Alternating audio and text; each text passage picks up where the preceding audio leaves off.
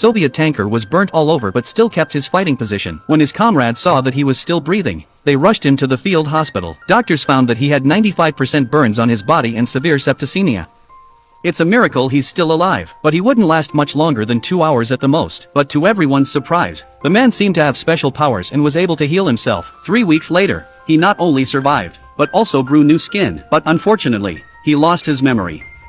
He couldn't remember who he was, where he came from, or if he had a family. The only thing he remembers is driving a tank. The military learnt that his name was Ivan and that he was about 30 years old and a good tank driver from the information that was left inside the tank. But nothing else. According to the theory, a soldier with such a serious injury should not be allowed to go back to war. But at the time of the Soviet-German war, the front line was in dire need of tankers like Ivan. So the military had no choice but to send him to the front again. When he got off the train and saw the wreckage of the tanks pulled back from the battlefield, Ivan looked puzzled. A passing officer asked him what he was doing. Ivan replied that the tank in question had been destroyed by a White Tiger tank. The officer was surprised.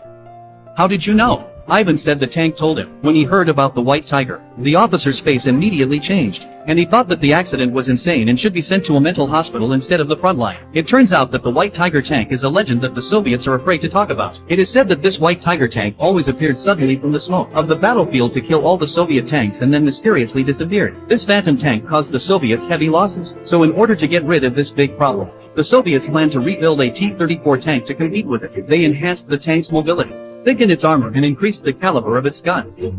It took 15 days to complete the conversion. After the selection process, Ivan became the captain of the tank. Thanks to his excellent driving skills, he was also assigned a sharpshooter and a loader to test their abilities. The chief asked how far a barn in the distance was. The marksman said 640 meters. Then the officer told them to destroy the barn and only fire 2 shots. Everyone thought it was an impossible task, but Ivan and the tank, together, were able to hit the barn wherever they wanted with a single shot. Seeing that the 3 of them worked so well together, the officer was confident of destroying the White Tiger tanks. A few days later, news came from the front that the White Tiger had destroyed 10 Soviet tanks again. Ivan received the order and immediately rushed to the scene. Just one look at the destroyed tanks and combined with the surrounding terrain, he concluded that the White Tiger tanks were hiding in the nearby woods. Then he came up with a plan to lure the enemy.